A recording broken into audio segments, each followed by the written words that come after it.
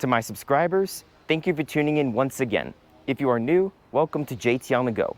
Today we are visiting the Colorado Railroad Museum, which is 2 miles away from Golden, Colorado, and 12 miles away from Denver, Colorado, known for preserving Colorado's railroad history.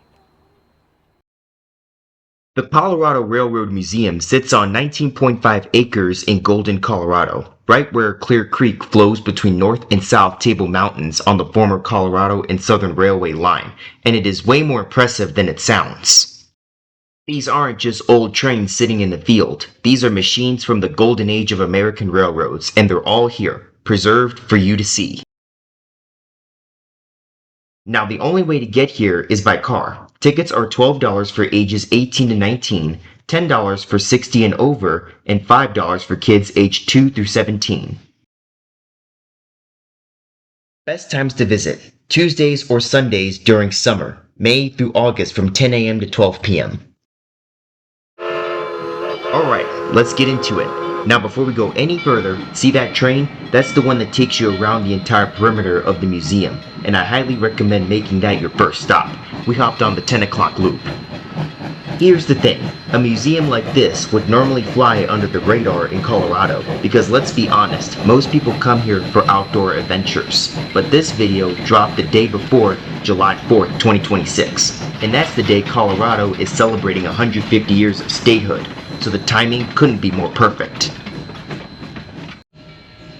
This place is absolutely worth your time, celebrating 150 years of Colorado and 250 years of America, because railroads didn't just move cargo, they built this country.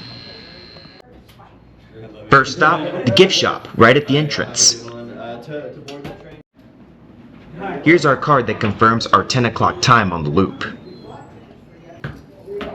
Inside near the entrance, there is a room with model trains on display and a TV with information about the museum. They also have a YouTube channel if you want to go deeper.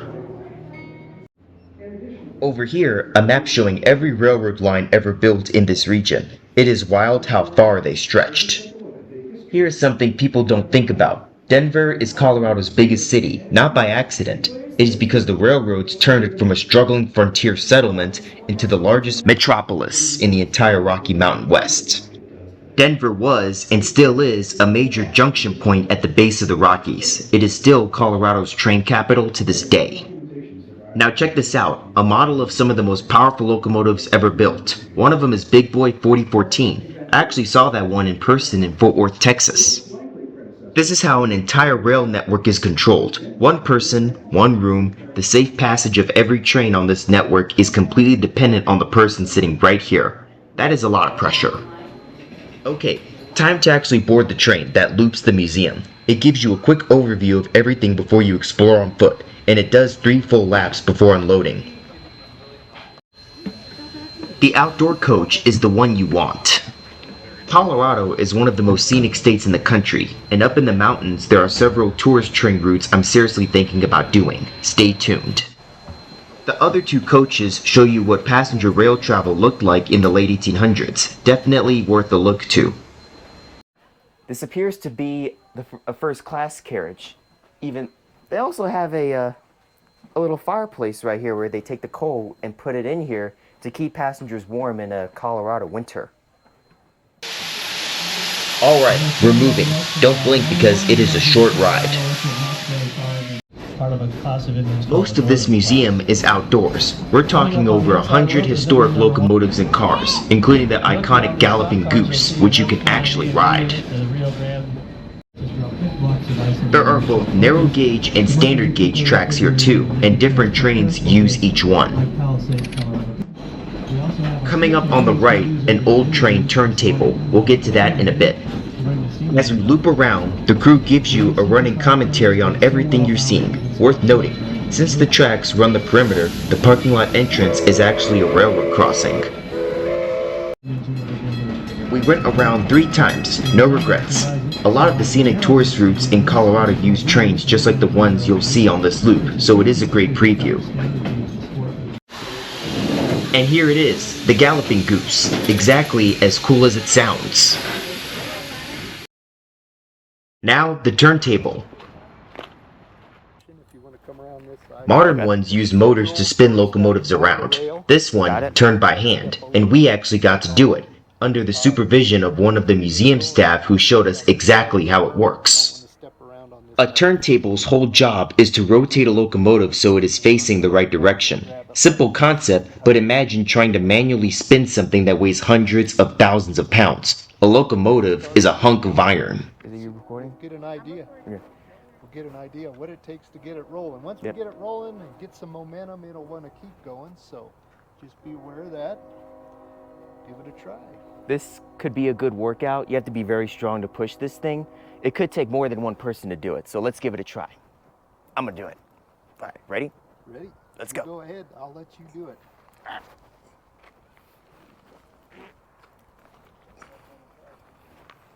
Also, don't step on the tracks.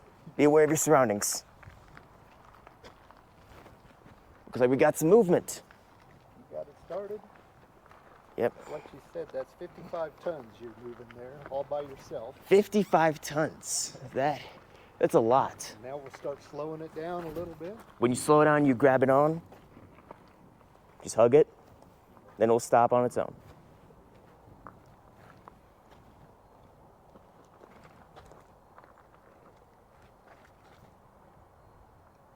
There we go. You just moved it all by yourself. Can you imagine putting one of these heavy locomotives on there and being able to push that around? That's Oh yeah. pretty amazing. Oh yeah, or the carriages. Yes, exactly, exactly. This is what they had to do this for years in like the late 1800s. Yes, yes, they did that, and they still use it every day, just like this right here. So Mhm. we're still using it today, of all things. That is true. Requires a lot of hard work to operate these trains and keep them moving. Right next door is the train shed. This is where locomotives were brought in for maintenance to keep them running. I even spotted a calendar on the wall showing all the upcoming museum events.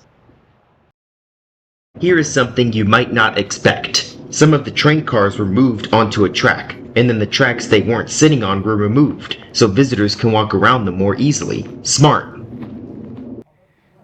So this locomotive here and that locomotive over there right next to each other have something very unique compared to all the other steam locomotives here on the property.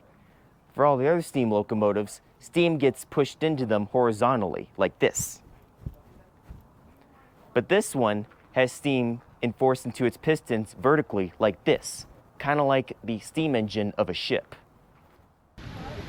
The Colorado Railroad Museum was founded in 1959, right as airlines and interstate highways were taking over.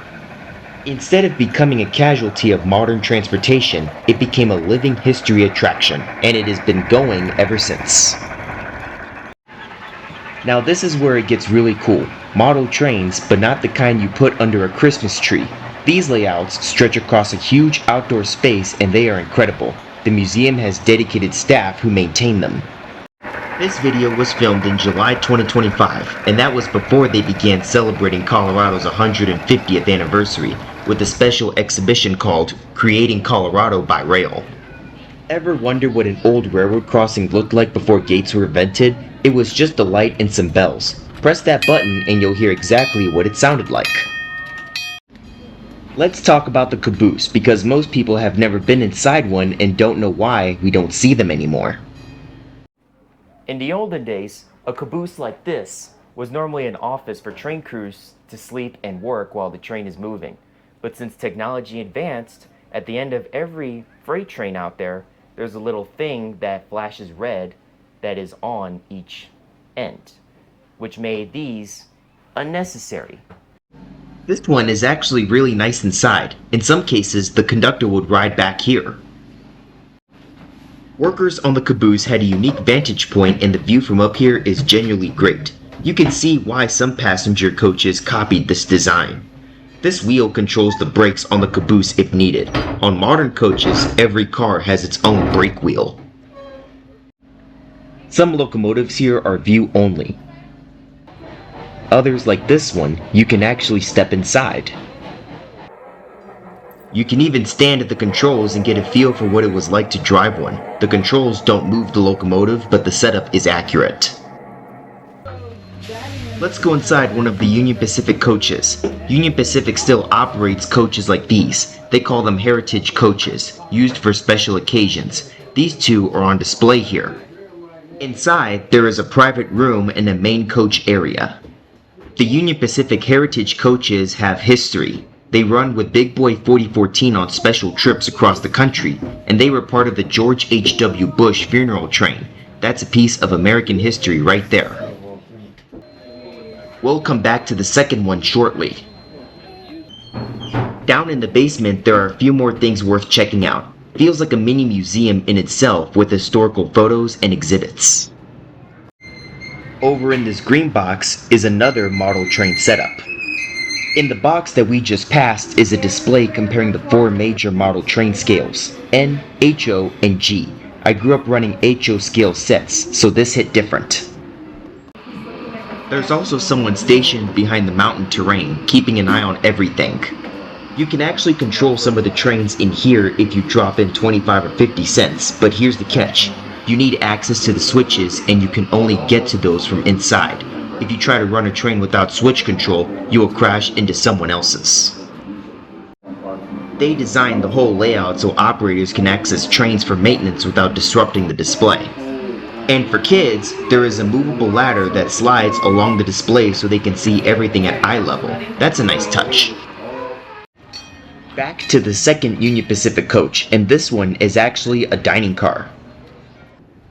That wall on the right side, that's where the kitchen was. The kitchen took up at least half the car. On Amtrak Superliner diners, the kitchen occupies the entire lower level.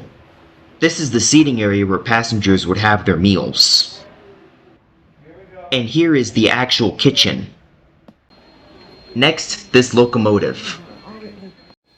One cool thing about this engine is that you can ring the bell.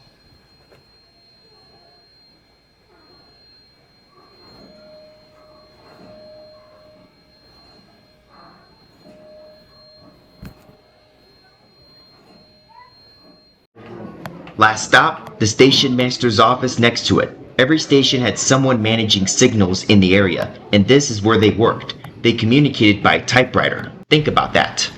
So, is the Colorado Railroad Museum worth it? Absolutely yes. It is one of the most underrated historical sites in Colorado, and with the state celebrating 150 years and the country hitting 250, there's genuinely no better time to come appreciate what the railroads built.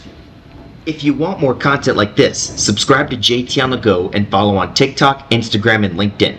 Colorado has a lot to offer, and the Colorado Railroad Museum is one of the most historically significant must-sees in the Centennial State. Thanks for watching.